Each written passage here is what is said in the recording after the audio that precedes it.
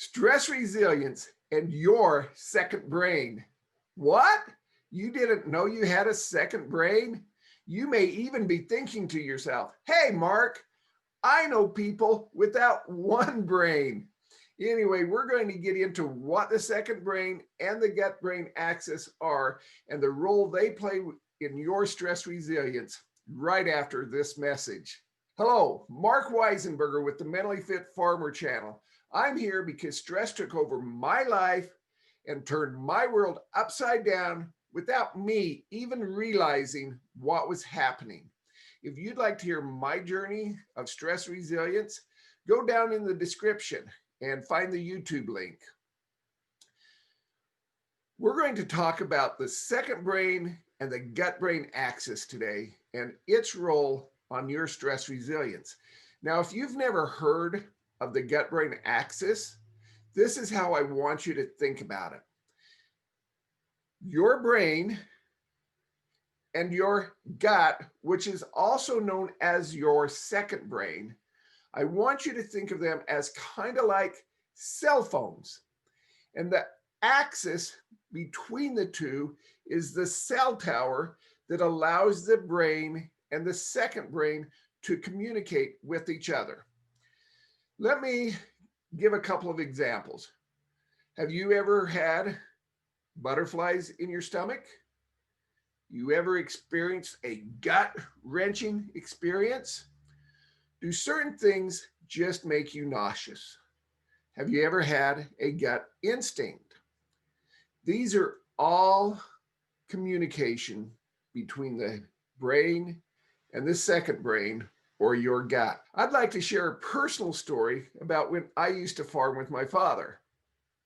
Now, I loved potato harvest. Potato harvest was probably my favorite time of the year. However, a couple of days before harvest would start, I would start talking to myself because I had to drive the tractor. I had to steer the harvester, make sure it was directly behind the tractor, even when it was on a side hill.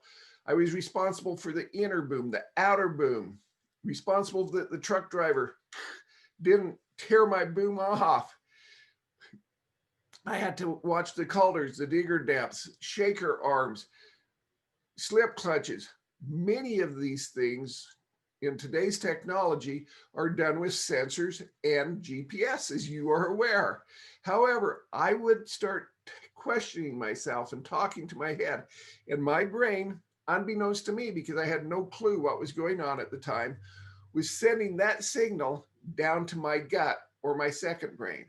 And my gut would get tied up in a knot so bad that I could hardly eat. It caused me to run to the bathroom every 20 minutes, and that's where I'll stop that conversation. So anyway, the morning of harvest would come. I'd get in the tractor, we'd get going. 2-3 hours later, I'm feeling good. I'm loving harvesting. I'm enjoying what I'm doing. Everything's working fine. And I'm telling myself, oh, I love this. And that knot in my stomach is gone. My restroom problem is gone. And that's all because of that communication between the brain and the second brain. So how does the brain and the second brain, or your gut, actually communicate? I'd like to share a slide with you right now to illustrate this point. So hang on for 1 second. Okay, here we have an illustration of how the brain in your head and your gut, or your second brain, communicate. I want you to first understand that your gut-brain axis is a highly extensive, complicated network of wires, chemicals, and cells. So let's get into the wires. When I say wires, I really mean nerves. The most common one, or well-known nerve, is the vagus nerve. And the reason I refer to these nerves as wires, because they are literally hardwired into your brain and into your gut, just like the light switch on the wall is hardwired to the light fixture on the ceiling. And just as the light switch on the wall and the ceiling, when you flip that switch, the light instantly comes on. And that's how these nerves are working instantaneously. They are communicating back and forth between the brain and the second brain all day long. Many of these communications are just, hey, is everything okay?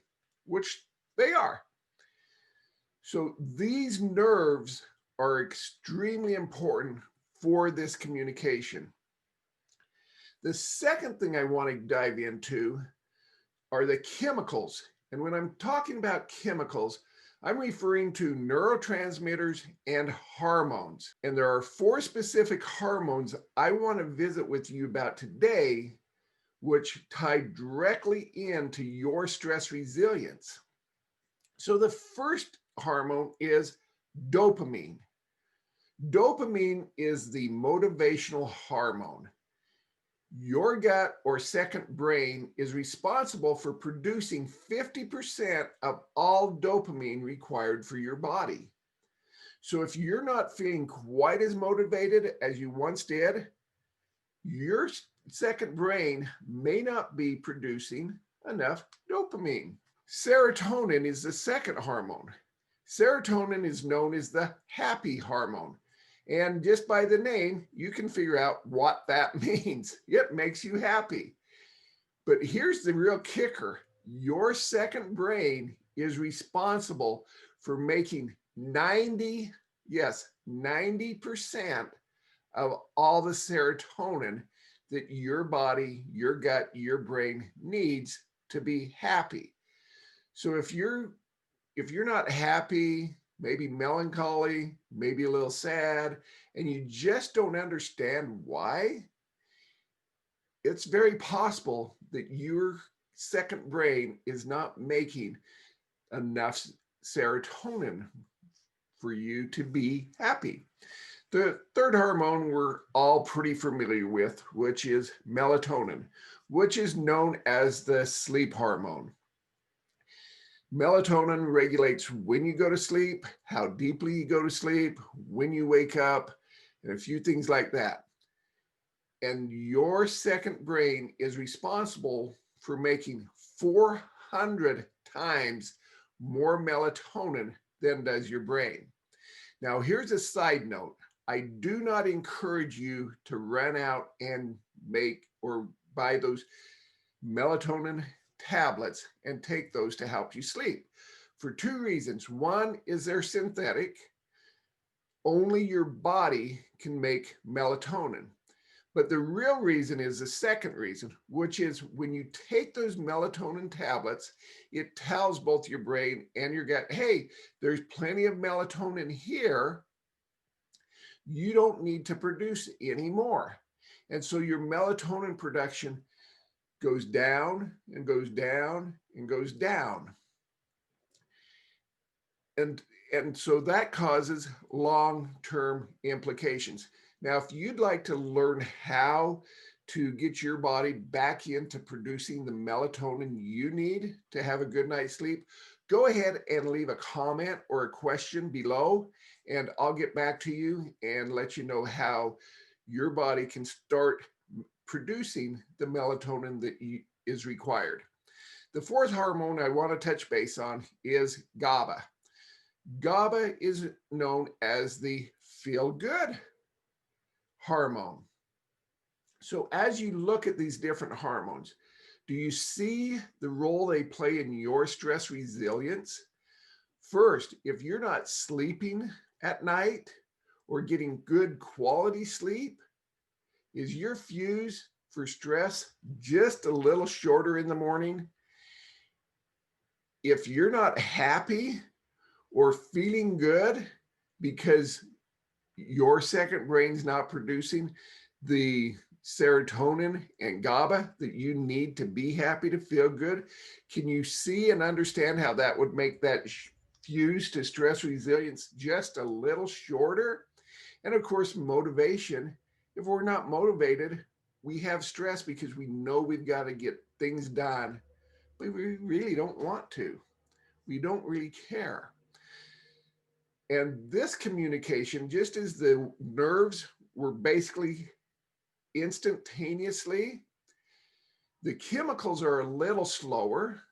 They're kind of like you send a text to your hired man, and your hired hand is out in the field, and you're there waiting for their response. But your hired hand is working on the disc, putting diesel in the tractor, picking a rock up or something else, and then they get back in the tractor, they get going down the field with the GPS, and they look at their phone and say, oh, the boss called or sent me a text. I better respond back. So he or she responds back, and so it's pretty instantaneously, but it is slower. The third aspect of the gut-brain axis that I want to visit with you about are cells, or the immune system. Are you aware that 70% of the immune system is located in your digestive tract through the cells? So these immune cells not only communicate with each other or with the brain through the axis between the first and second brain, but they also communicate with other cells outside of the intestinal wall. And this is kind of like you need to pay a bill, so you drop the envelope in the mailbox. I know you're doing it online, but for example, I'm going to tell you, you're putting the envelope in the mailbox, the mailman comes, picks it up, takes it down, and it takes 1 or 2 days or 3 days to go through the complete system. So that's kind of how these cells are. Just to sum up how my brain back in harvest, not summing up the video, but just how this ties into what was going on at harvest with me was, I'd think, oh no, harvest is coming up. It's been a long time since I've ridden the harvester. And the nerves would send that communication down to the stomach. The chemicals and cells would start saying, oh no, there's danger, there's something going on, we've got to do whatever we do. And I don't understand the scientific portion of that part. But this whole process reminds me of when I go up and drive truck and work for my buddy during sugar beet harvest every fall. I arrive up there, my truck is clean, the lights are working, everything's perfect. However, as harvest goes on and I'm running through those ruts and bumps through the field, I'm getting dust, rain, snow, mud, the connections on those lights are starting to come loose. They're starting to get moisture in them, starting to get dirt and dust in them. And before I know it, my taillights look like a Christmas tree flickering with every bump and pothole I hit. And so now we have to come back in and balance that electrical system again. So the same goes for your gut. You need to come in and balance your brain gut axis to make sure your dopamine production's there and firing and sending the right signal up to your brain, and vice versa. Now, as this channel matures, we're going to get more into specifics on what you can do to balance the gut-brain axis so that your two brains are in harmony, working and firing on all signals. However, if you're a little impatient, go ahead and go to my playlist and find the gut-brain axis playlist. And I will have a couple videos by Dr. Sean Talbot there for you to look at. And you can just kind of see who Dr. Sean Talbot is by all his accomplishments here. He is a scientist. However, he has a unique way of being able to translate that science into English so that you and I can understand it. Also, if you haven't had an opportunity to take your free mental fitness assessment, which will give you a printout or a report of things you can start doing today based around your unique situation to help your stress resilience, go ahead down in the description and there's a link to a video here on YouTube that will explain to you exactly what the mental fitness assessment is and how you can get it for free. And so until next time, here's to your stress resilience. Have a great day. Talk to you soon.